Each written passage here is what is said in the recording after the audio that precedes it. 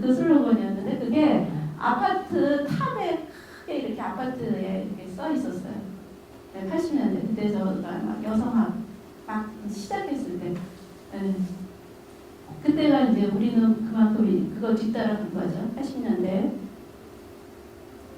그렇게 산업화는 됐지만 그것이 여성이 또 만족할 수 있는 사회냐? 아닌 거예요. 학생들. 그러면서 스튜던트 파워 이런 것들이 나오면서 굉장히 여성운동이나 사회운동, 흑인 민권운동, 마틴 루터 킹이라든가 말콤 엑스 같은 사람들이 이때도 나오고 히피, 그다음에 이런 데서 환멸을 느끼고 서부 청년들은 평화봉사단으로 해서 인도 같은데 아시아로 많이 가죠.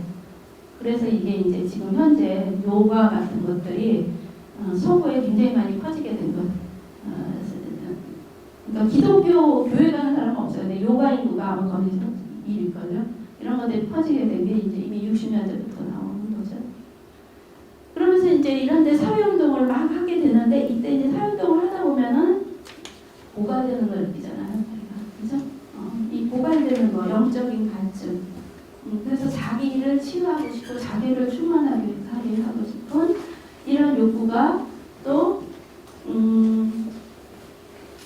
에콜로지, 에코페미니즘을 낳게 되는 이제 네 번째 배경이 됩니다. 네 번째 배경이 됩니다. 그래서 여기까지 이제 제가 좀 긴 듯하지만 에콜로지가 어떻게 나오게 됐느냐 라는 거를 조금 이제 그래도 이 배경을 이해하는 게 중요한 것 같아서 말씀을 드렸고요. 그 다음에 이제 에코페미니즘에 대한 이해를 해야 되는데 순서를 바꿔서 에코페미니즘에 대한 이해는 저는 이제 아까 앞에서 제가 에코페미니즘을 보면서 바로 동양 철학으로 건너뛰었다고 했죠.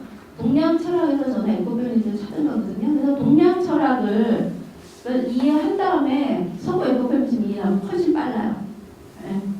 왜냐하면 제가 에코페미니즘 공부를 하면서 제일 어려운 막혔던 개념이 뭐냐면 스피리추얼리티라는 개념이에요. 이게 굉장히 핵심적인 개념이에요. 영성이라는 개념인데요. 도무지 이게 알듯하면서 모르겠는 거예요. 이게 도대체 뭐지? 하고 근데 이게 동양 철학을 공부하다 보니까 어느 날 불현듯 이게 우리 동양 철학, 우리 사회에서는 마음이라고 하는 거를 스피리추얼리티라고 이 사람들이 해요. 그거를 딱 그 순간은 제가 깨쳤던 것 같아요. 그거는 지식을 책을 안 봐봐도 안 나오고 어디 책에서 마음이 영성이다라면 지금도 스님들도 이렇게 얘기하는 거 보면 영성, 마음 따로 해요. 그게 같은 거라는 걸 얘기하는 분 못 봤어요. 근데 같은 거예요. 마음을 이해하게 되면 그러면 이게 에코페미니즘 이해하기가 쉽습니다. 그래서 제가 그 생명 여성주의, 지금은 제가 살림 여성주의라고 하는 거, 이거를 그거에 대한 이해부터 넘어갈게요. 그게 뒤에서 세 번째 장이에요. 뒤에서 세 번째 장.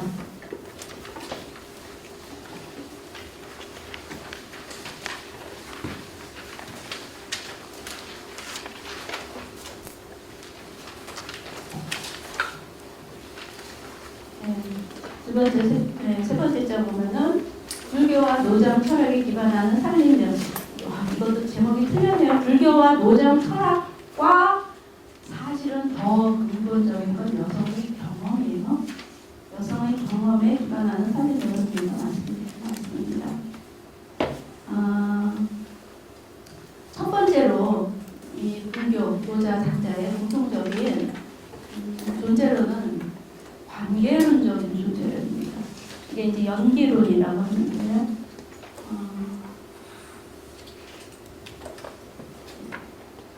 그냥 릴레이션십이 아니고 인터 릴레이션십이라고 할 수 있습니다. 내적인 연관성인데요.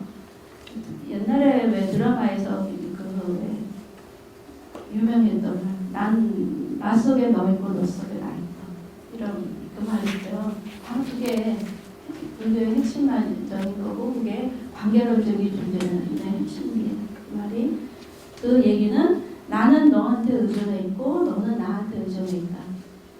이게 이제 굉장히 근대 서구 철학하고 다른 건데요. 근대 서구 철학은 가장 대표적인 게 홉스의 만인 대 만인의 추정을 생각을 해보세요.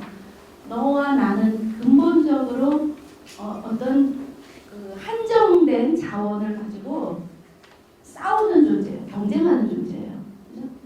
그런데 이 한정된 자원을 가지고 싸우면 어떻게 되면 어떻게 돼요? 계속 싸우기만 하면.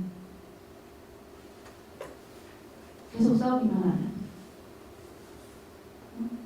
공멸이에요. 둘 다 죽어요. 그죠? 그러니까 거기서 어떻게 돼요? 그렇게 되면 안 되니까 우리 계약하자. 타협하자. 사회 계약론이 나와요. 그것이 자본주의의 근본적인 인간관이고 사회관계론이에요. 우리는 근본적으로 갈등하는 존재예요. 여기는 동양에 있는 게 그게 아니라 갈등하는 게 아니고 나는 너 속에 의존해 있고 너는 나한테 의존해 있다는 그 출발이 다릅니다. 네, 출발이 아버지하고 엄마가 없으면 내가 없어요.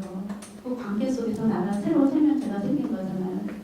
쉽게 얘기하자면 그래서 이게 이제 그 관자재보살 행심 반야 바라밀다시 조견 오개공 도일체고액 사리자 색불이공 공구리색 공구리 색즉시공 공즉시색 수상행식 역부여시 이거는 그 반야 바라밀다경에서 아시아에서 가장 많이 그러니까 기독교의 주기도문만큼 많이 암송하는 반야신경이죠.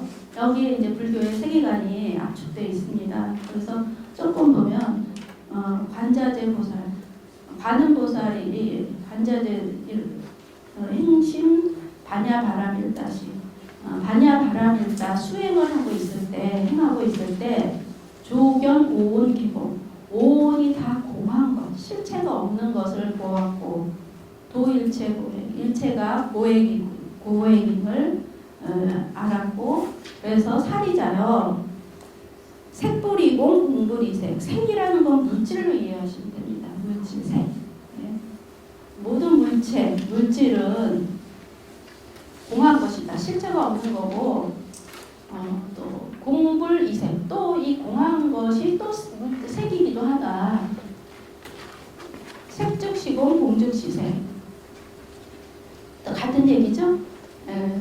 그래서 수상행식 수는 감수하는 거, 생각하는 거, 행동하는 거, 식은 아는 거, 또 다 이와 같다. 이제 이 요시인데요. 조금 요 개념을 조금 더 이해하려고 들어가 보면은요, 그 다음 쪽에 보면 오온은 그 제가 주 6에 색수상 행식이라고 써 있죠. 색, 물질, 수, 감수, 느끼는 거, 상, 지각, 행, 형성, 식, 의식. 제가 불교는 철학이라고 했죠. 굉장히 아주 정교합니다. 이렇게 되는데 이게 이제 오온인데요. 이 불교에서는 이 세상을 18계로 이해를 합니다. 18계면 자, 그 18계는 어떻게 형성이 되냐면 육근과 육식이 만나서 18계가 되는데요. 육근은 뭐냐면 우리의 감각기관, 그죠? 아니비서신이 시각, 청각, 후각, 미각, 촉각, 그죠? 촉각, 그다음에 정신. 예, 감각과 그죠? 감각기관이기도 하죠. 감각과 우리가 시각이 있고 보는 형상이 있죠. 대상, 그죠? 대상이 있죠. 그것이 육경 6가지의 대상, 그죠? 6가지의 대상입니다. 그러면 시각이 있고 보는 대상이 있죠. 그걸 보면서 뭐가 생겨요? 시각 의식이 생겨요. 저 예쁘네. 저거 밉네. 그죠? 근데 똑같은 걸 보면서 우리가 다 똑같은 사물을 보고 똑같이 의식을 하나요? 아니죠. 그죠? 아니죠. 그래서 자, 우리의 육근 감각기관이 있고요. 대상이 있고요. 이게 합하지면서 의식이 생겨요. 이게 3개예요. 불교에서 이런. 그죠? 이걸 18개라고 합니다. 마찬 다 이제 그 하나하나에 대해서 마찬가지고요. 그래서 색불이공 공불이색, 색즉시공 공즉시색. 이 얘기는 무슨 얘기냐 하면 그 어떤 것도 실체가 있는 게 절대불변의 실체가 있는 게 없는 거예요. 그죠? 절대 우리가 여러분 코코블록을 생각합시다. 그 블록으로 집 짓기를 하면 집이 돼요. 또 그걸로 비행기를 만들면 그 조합에 따라 비행기가 되죠. 그러고 다시 우리가 해체해버리면 어떻게 돼요? 다시 그냥 하나의 블록이 되죠. 이는 다 임시적인 존재예요. 이게 뭐지? 요즘 여성학에서 버틀러 뭐 수행성 얘기하고 여성은 없다라는 얘기가 다 이 불교 공부를 하면 이게 무슨 얘기인지 바로 알아요. 그죠? 굳이 버틀러를 안 봐도 그죠? 이 얘기가 바로 그 얘기입니다. 어떤 것도 불변하는 실체는 없습니다. 없는데 어떤 조합에 따라, 그죠? 관계의 조합에 따라, 그죠? 혹은 요소들의 조합에 따라 어떤 임시적인 실체 같은 게 생기죠. 근데 그 실체가 영어불변한 실체 전체 아니죠. 그래서 색즉이공이에요. 그죠? 색즉이공. 그리고 제가 그 인디언 추장이 그 소설을 지금 이렇게 제목을 까먹네요. 한 인디언 추장이 그 소설에서 내가 죽으면 저 나무 밑에 나를 묻어줘 이렇게 얘기해요. 한 2년 걸으면 되겠네 이렇게 얘기해요. 그게 이제 인디언의 세계가 있죠. 이게 에콜로지제거죠. 걸으면 되겠네. 그 말이 맞듯. 그러면 내가 살았을 때는 이게 나의 몸이고 나의 뼈고 이랬죠. 그죠? 근데 이 몸이 영원불변한 실체인가요? 아니죠. 다시 결국은 지수화풍으로 분해되는데 분해되면서 어떻게 돼요? 걔가 거름이 돼서 나무가 돼요. 내 몸이 이제 나무가 된다고요. 그죠? 그런 세계관이에요. 그래서 예를 들면 이제 또 하나 예를 들면 이게 이제 밥 속에 우주로 얘기하자면 여러분들이 밥을 먹었든 뭐 빵을 먹었든 지냈잖아요. 자, 그 밥이라는 외물이 나 밖에 있을 때 내가 먹기 전에는 내가 아닌 거죠. 근데 일단 내가 먹어요. 먹으면 어떻게 돼요? 내가 나의 피와 살이 되고 내 살이 돼요. 그런데 밥이라는 하나 속에서도 밥이 있기까지 한번 관계를 추적을 해봅시다. 그 밥이 나오기 때까지 얼마나 많은, 그게 이제 불교에서는 영이라고 하는 건데, 별을 심은 농부가 있겠죠. 그걸 잘 자라게 해준 햇빛과 바람과 물이 있죠. 그 다음에 그걸 또 수확을 한 농민이 있죠. 그 다음에 또 그거를 또 정미소에서 또 우리가 먹게끔 쌀로 먹을 수 있는 쌀로 또 한번 가공을 해서 어떻게 또 어디에 집화장까지 운수 노동자의 노동이 또 들어갈 거고, 또 그게 슈퍼에서 또 팔면 슈퍼에 또 판매원들의 노동이 들어갈 거고, 그렇게 해서 그 다음에 아침에 그 밥을 여러분이 했든 누구가 해줬든 누군가 밥을 한 사람의 노동이 들어갈 거고, 그죠? 그것이 그냥 했느냐? 또 가스불에 얹혔으면 그 가스를 또 전자레인지를 만든 사람이 있을 거고, 어때요? 다 그렇게 보면 이 밥 한 것이라는 것은 여기에는 자연과 인간의 굉장히 수많은 노동들이 밥 한 그릇에 다 들어가 있어요. 굉장히 많은 수많은 관계들이 들어가 있는 거죠. 그죠? 그래서 밥은 이렇게 되면 밥이라는 것, 그리고 결국은 나의 피와 살이 되고, 그러면 이 밥이 나인가 아닌가 할 때, 그죠? 밖에 있을 때 내가 아니었어요. 근데 이제 내가 됐죠. 근데 그럴 때 그냥 밥 한 그릇이 아니에요. 수많은 인연, 그래서 인연을 묻는 거예요. 자, 흡수적인 세계관과 대비를 해보세요. 얼마나 다를까. 굉장히 다르죠? 이렇기 때문에 이런 세계관에서 바로 이런 세계, 우리가 존재가 이렇기 때문에 우리가 세월호 아이들의 엄마가 아니어도 울음이 나오는 거예요. 그죠? 그런 거 아닌가? 이런 내적인 존재성이 있기 때문에, 이 연관성이 있기 때문에. 네. 그래서 우리가 내 일이 아닌 일에도 분노하게 되고 가슴 아파하게 되고, 이게 내적인 연관성이에요. 이런 것들을 이제 화엄경 같은 데서는 한 개의 작은 티끌 가운데 수많은 세계들을 모두 보나니 중생들은 이 말을 듣기만 해도 마음이 어지러워 배경하리라. 한 개의 티끌에서 그런 것처럼 일제히 티끌마다 모두 그래요. 온갖 세계 가운데 다 들어가니 이것은 헤아릴 수 없는 일이니 한 개의 작은 티끌 가운데서 어때요? 어마어마한 무한대의 세계를 보는 거예요. 이거를 깨친 사람들이 이렇게 본 거예요. 실제 그래요. 인류가 7어머니의 후손이라며. 왜? 우리의 이 DNA, 눈에 보이지 않는 정말 고밀도 현미경으로 봐야 하는 그 DNA가 어머니 목의 유전만 되고요. 그 DNA가 인류 진화의 역사를 말해줘요. 그죠? 그 작은 그게 거기에 인류 진화의 역사가 들어가 있어요. 이렇게 되니까 어때요? 이거는 우리가 얼마나 서로 의존하면서 서로 상호 의존하면서 사는 존재이냐. 노자의 이제 바로 그 세계관이 또 나옵니다. 있고 없는 것이 서로 낳고, 그죠? 있고 없는 것이 서로 낳고, 어렵고 쉬운 것이 서로 이루고, 길고 짧은 것이 서로 낳고, 어렵고 쉬운 것이 서로 이루고, 길고 짧은 것이 서로 모방하고, 높고 낮은 것이 서로 기울어지고, 음과 소리가 서로 화하고 앞과 뒤가 서로 따른다. 음과 소리가 서로 화하고, 그리고 오케스트라 생각하시면 될 거예요. 그죠? 오케스트라 같은 데서 한 악기가 내는 하나의 음도 굉장히 중요하고 정확하게 내는 음. 근데 우리가 듣는 건 그 화음이죠. 하나가 되는. 그죠? 이게 서로 화하는.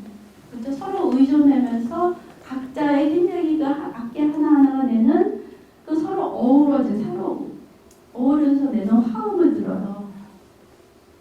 그죠? 그 다음에 뒤가 서로, 앞과 뒤가 서로 들었는데, 저는 리더십 때가 공부할 때가 있었어요. 논문을 한 편 있는데, 이것만큼만 명확하게 리더십을 저는 설명한 것들.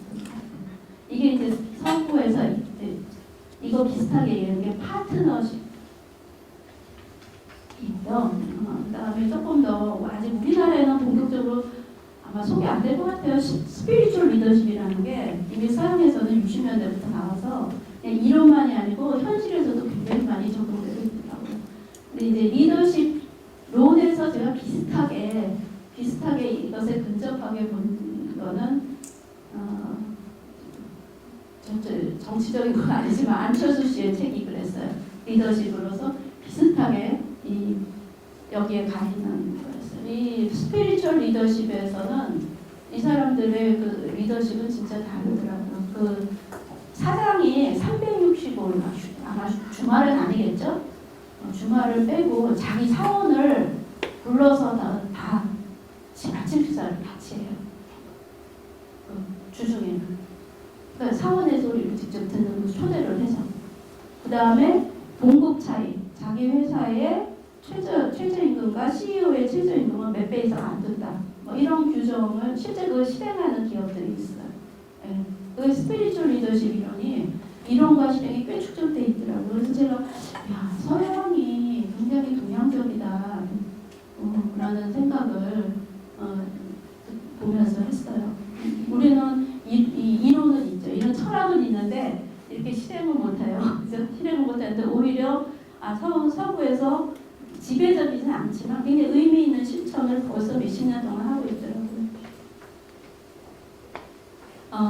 근데 이것이 이런 세계관이 동양에 이제 동양 하면은 가부장제 이거는 유교 때문에 그런 거죠. 그래서 그 유교도 원래 원시 유교가 아니고 후대 이데올로기화된 유교 때문에. 네. 근데 그 유교 때문에 그런데 원래 원시 유교에서는 음과 양이 마찬가지예요. 절대 음이 없고 절대 양이 없어요. 음이 양이 되고 양이 음이 되고 음 속에 양이 있고 양 속에 음이 있어요. 이게 상호정화예요. 그러니까 명당자리 보면은 거기에 음자리가 분명히 있거든요. 네. 그래서 상호전화돼요. 우리가 보통 전화비고 음지가 양지되고 양지가 음지된다. 민중도 이 생각을 가지고 있었던 거죠. 그런데 이제 이런 세계관에서는 이원론이 있을 수가 없어요. 그죠? 이원론이 있을 수가 없어요. 이 이원론은 어떤 것을 고정구별한 실체로 더 본질적이고 더 가치 있는 실체로 인정하는 게 이원론이죠. 그럴 때 이원론이 나오는데 이게 이제 가부장제가 만들어지게 되는 세계관이잖아요. 그 이원론인데 그 대표적인 게 근대 이거는 근대 서구 근대 철학도 마찬가지예요. 인간과 자연을 분리해요. 그래서 절대 자연은 생명이 없는 어떤 대상. 그래서 인간이 마음대로 조작하고 변경시키고 인간의 욕구에 따라서 턴을 열심히 들었잖아요. 빨리 가려고 떠는데 오로지 딱 한 사람이 안 돼. 여기에 생명이 있어 안 되는 거예요. 지우스님 딱 한 사람이 터널을 뚫는 거에 대해서 항의한 사람 지우스님 지금까지도 한 사람인 것 같아요. 아무도 항의하지 않지만 거기에 있는 생명을 도롱뇽이라는 그 우리가 잘 감각이 싫어 생명을 보는 거죠. 네, 그게 생태주의자예요. 그런데 뭐 인간한테는 30분 빨리 가는 게 중요한 거지. 도롱뇽이나 그죠? 뭐 두꺼비나 거북이나 뭐 이런 거 중요하지. 거기 사는 생명들의 서식처가 없어진다는 건 중요하지 않죠. 그 다음에 백인과 유세인의 이분법이 있었어요. 이게 식민지화 하면서 그죠? 그리고 동국인과 이주민 예를 들면 우리도 마찬가지예요. 식민지와 피식민지 간에 언제나 이분법이 있어요. 도생징 그죠? 한국 사람들이 어떤 일본인들이 만든 조선인은 게으르고 더럽고 뭐 이런 아주 나쁜 단어들이 만들어지죠. 그래서 조선 사람은 원래 그런 사람, 일본 사람은 깨끗하고 뭐 이런 더 본질적인 차이를 딱 그거를 담론화하죠. 그다음에 남성과 여성도 마찬가지. 이거 굉장히 성차별이 담론이 너무너무 깊은 거죠.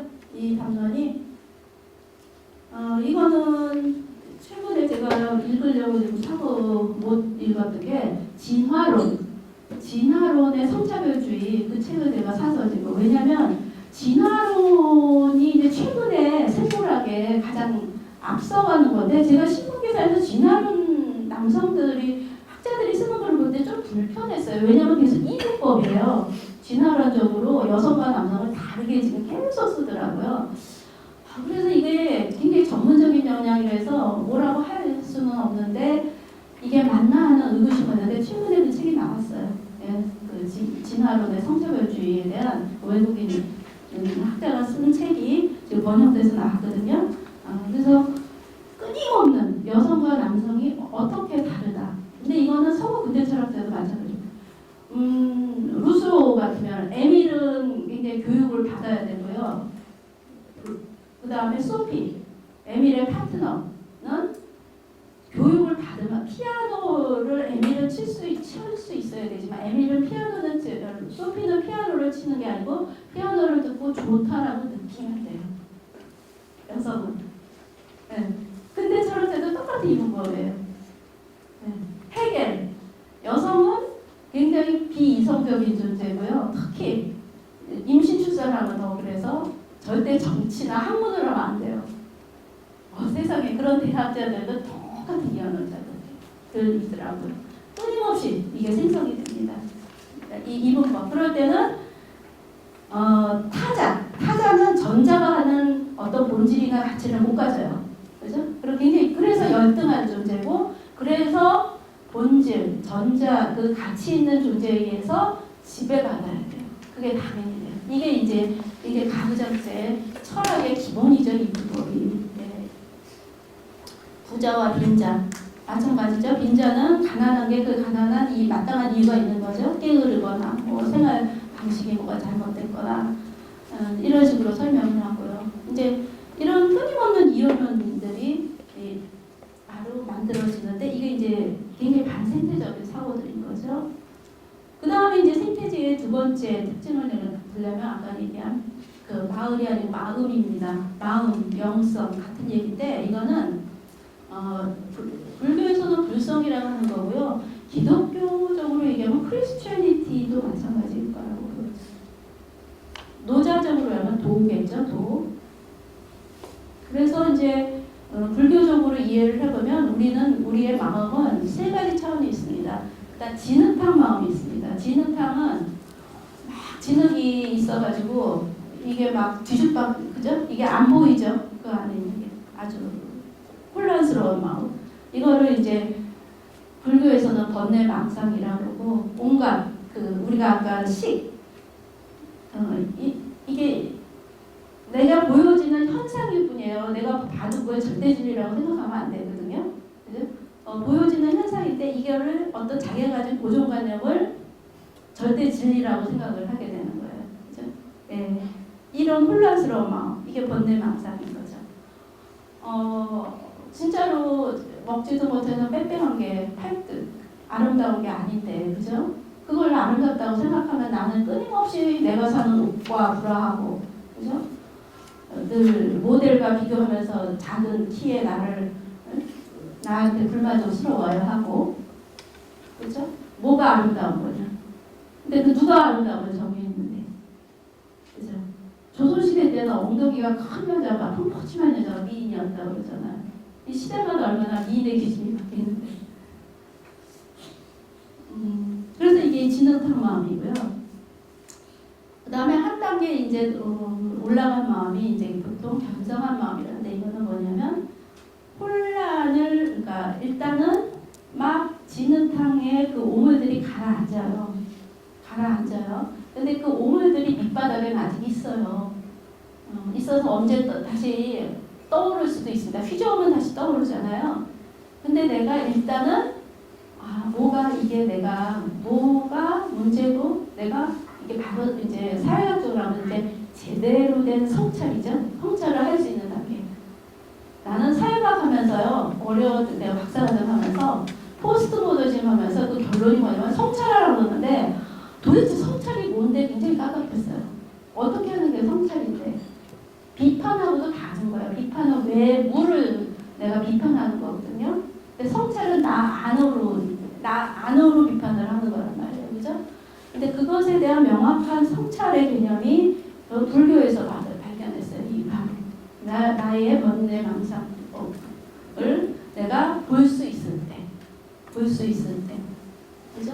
이럴 때 우리가 비로소 여유가 생기고 굉장히 이때는 지식적인 암과 다른 암이 나오는데요. 그걸 뭐라 그러면 지혜라고 해요. 지식하고 지혜는 좀 다릅니다. 그죠? 지혜는요, 일자무식의 할머니들도 지혜는 가질 수 있죠. 그죠? 그럴 수 있어요. 예를 들면, 자이나교의 유명한 스님으로 쿠마르라고 세계 평화운동에서 리더격인 사람이 있는데 그 스님이 얘기하기를 자기의 가장 큰 스승은 나의 어머니다. 근데 그 어머니는 인도에서 학교 문턱에도 못 가본 그 무식한 일자 무식인 자기 어머니예요. 그 어머니가 나의 가장 큰 위대한 스승이다. 그 어머니가 자기 어릴 때 자기를 나한테 어떤 얘기를 해줬냐. 얘야 너는 도토리와 같은 존재다. 이 얘기를 해줬대요. 도토리라는 그게 무슨 얘기냐. 도토리라는 건 굉장히 흠하네요. 씨앗이죠, 씨앗. 제가 앞에 씨앗 종자운동 하자 했잖아요. 그 작은 도토리 씨앗에 이게 참 생명이 신기한 게 그 씨앗에 어때요? 큰 도토리 나무가 될 모든 정보가 씨앗에 담겨져 있어요. 그죠? 내적인 연관에서. 그죠? 그러니까 그 얘기 뭐냐면 얘야 너는 아직 이 너는 꼬맹이지만 너는 그런 자연적인 존재야. 이 얘기를 그 엄마가 아이한테 해주는 거예요. 그거는 그 어머니가 지식은 없지만 농촌에서 사는 게 굉장히 생태적인 삶이에요. 그래서 거기서 자기 삶 속에서 얻은 지혜예요. 그죠? 그런 지혜입니다. 이런 지혜가 비로소 생겨나게 돼요. 그리고 뭐 이제 자비심이라는 것도 이때 생겨나고 자기가 혼란스러워 자기 고통을 이때 직시할 수 있게 되는 분명한 자기 고통의 원인을 정확하게 볼 수 있어야 되잖아요. 잘못 진단하면 처방이 잘못되게 되죠. 그래서 비로소 삶을 제대로 직시할 수 있게 되는 거예요. 그 다음에 이제 단계는 뭐냐면 밑에 아까 아직은 견성한 마음에서는 아직은 밑에 오물이 있다 그랬죠. 이 오물도 없어진 단계. 그러면 어때요? 아직 두 번째 견성한 단계에서는 그러니까 이게 이제 불교에서 현대인에서 견성하다라고 많다 그래요. 오히려 견성은 쉬울 수 있어요. 그런데 다시 어때요? 그거는 어떤 자극이 왔을 때 그 오물들이 휙 하고 올라올 수 있거든요. 다시 내가 번뇌망상에 확 휩싸일 수 있어요. 혼란스러울 수 있어요. 그죠? 그러나 이제 불교적으로 여여하다, 한결같다라는 말이겠죠. 올라올 오물이 없는 거예요. 올라올 오물이 없는. 이때 우리가 이때는 이게 이제 뭐 초월하고 해탈한 거, 뭐 이런 거겠죠. 이걸 여여하다라고 하는데, 그래서 이 단계가 장자가 보면은 이제 완전히 그 장자의 모든 이야기는 다 이 단계를 얘기해요. 내가 나비인지 나비가 난지. 이거 조금 더 쉽게 이해하려면 이런 거, 얼마든지 이제 왜 우리가 인간은 이게 뭐냐면 하나가 되는 거예요. 무라일체라고 그러거든요. 동양에서는 이제 쉽게 얘기하면 무라일체인데, 이 무라일체, 인간은 무라일체를 해야 되는 것 같아요. 그런데 이게 건강하게 무라일체를 해야 되는데, 이 현대인의 삶이 건강하게 무라일체를 할 수가 없는 거예요. 그러니까 왜곡된 방식으로 무라일체가 오늘 굉장히 번성하게 돼요. 산업으로. 그게 뭐예요? 섹스 산업, 스포츠 산업, 이런 것들이에요. 그 다음에 알코올 중독. 알코올하고 나하고 하나가 되는 거거든요. 스포츠 중독은 예를 들면 뭐냐면 여러분이 우리 월드컵 나갔을 때 선수들의 맥박수하고 응원하는 우리 청중석의 맥박수하고 똑같았대요. 그만큼 우리도 그만큼 뛴 거예요. 그만큼 그 뭐예요? 동일한 하나가 되는 거예요. 그 다음에 이제 우리가 조금 더 건강한 방식, 예술이 굉장히 건강한 영적인 겁니다. 상당히 영적인 거예요. 우리가 좋아하는 가수의 음악을 들을 때 나를 잊어버리죠. 음악회에 갔을 때 같이 다 같이 하나가 돼서 노래를 부를 때 나라는 개인이 없어져요. 같이 부르는 그죠? 그렇게 쉽게 우리가 이제 관찰할 수 있는 생활에서 그런 무라일체가 그런 정도 명제인 것 같아요. 오케스트라 마찬가지예요. 개인이 그럴 때 그 개인은 없어지진 않아요. 근데 전체와 굉장히 건강하게 조화를 이루죠.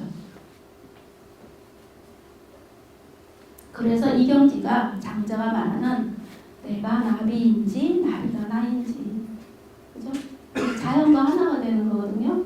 뭐 여러분 이 좋은 계절 시골에 가서 걸어보시면 아무데나 그냥 어느 평화로운 마을을 걸어보셔도 느낄 수 있는데, 아니면 그냥 산에만 가도 느낄 수 있죠. 그때 정말 이게 예쁜 꽃을 보면은 나를 잊어버리지 않나요? 그래서 이게 이제 자연과 내가 하나가 되는 건데, 미국에서는 자연놀이라고 아마 우리나라에서도 번역돼 있을 거예요. 그 마약하고 이런 아이들 소년범들을 치유하는 방식이 산속에 데리고 들어가서 한 달 동안 좋은 음식 먹이고, 그리고 이런 자연놀이를 하는 거예요. 한 달 만에 얘네들이 거기다 치유돼요. 이거는 우리 지역에서 마을 활동하는 어머니들한테도 제가 들어요.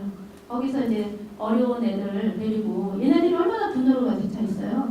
산에 올라갈 때는 막 씩씩거리며 올라가는데 내려올 때 내가 굉장히 평온해서 내려오대요. 바로 효과가 있어요. 근데 문제는 이제 다시 생활 속에 또 던져졌을 때가 또 이제 문제겠죠. 이 경지예요. 노자, 장자 다 이 경지를 얘기하죠. 그래서 근데 이제 이게 이제 그 마음과 영성. 그래서 에코페미니즘에서 스피리추얼리티를 말하는 건 바로 이런 마음을 여러분이 이해하면 굉장히 쉽게 이해합니다. 아니면 애매모호하게 뭐 내적인 연관성 뭐 막 이렇게 시적으로 표현을 해서 이게 뭐지 하고 굉장히 어려웠어요. 이게 동양에서 마음이라고 하는 게 바로 스피리추얼이구나 하니까 훨씬 더 잘 이해가 되는데 이거를 이게요 자연과학이 되게 접근이 돼요. 그래서 내가 얼마나 이게 기분이 좋았는지 맥클린톡이라는 그 옥수수 유전자를 연구한 학자가 있어서 생명의 느낌이라고 이 사람의 전기가 번역이 되어 있습니다. 노벨상을 받았어요. 이 여자는 옥수수의 그 돌연변이를 연구한 사람인데 지금은 생명공학이죠. 이 여자는 생명공학 연구가 발달하기 전에 오로지 현미경만 가지고 연구했어요. 옥수수에 튀는 유전자를. 그런데 이 여자의 그 생명의 느낌을 읽어보면 무슨 돈 닦는 여자 얘기 같아요. 왜냐하면 이 현미경을 통해서 그 옥수수의 그 유전자를 들여다보는 건데요. 여기 나오죠. 이 여자는 지극한 마음으로 바라보고 있노라면 그들이 나의 일부가 되죠. 그러면 나 자신을 잊어버려요.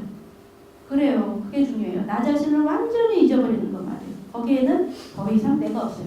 옥수수와 자기가 하나가 되면서 이게 이제 막 보여요. 그러니까 다른 학자들이 현미경으로 볼 수 없는 걸 이 여자는 봐요. 그리고 이 여자가 본 거를 이제 동료한테 너도 한번 봐라 가르쳐주면 그때 비로소 동료가 그게 보여요. 네. 근데 굉장히 이 여자 그래서 제가 이걸 보고 학문은 이 자연과학도 이렇게 매진을 하고 깊이 있게 왜냐하면 이제 불교에서 두 가지예요. 하나의 집중 컨센트레이션 집중이 있고요. 그다음에 알아차림 두 가지를 말하거든요. 알아차림은 지혜라고 할 수 있을 거예요. 집중인데 문제는 집중은 굉장히 많은 사람들이 해요. 다양한 방식으로. 알아차림이 굉장히 중요하죠. 왜냐하면 도둑놈도 알아차림, 집중은 하거든요. 자기 하는 일에 대해서.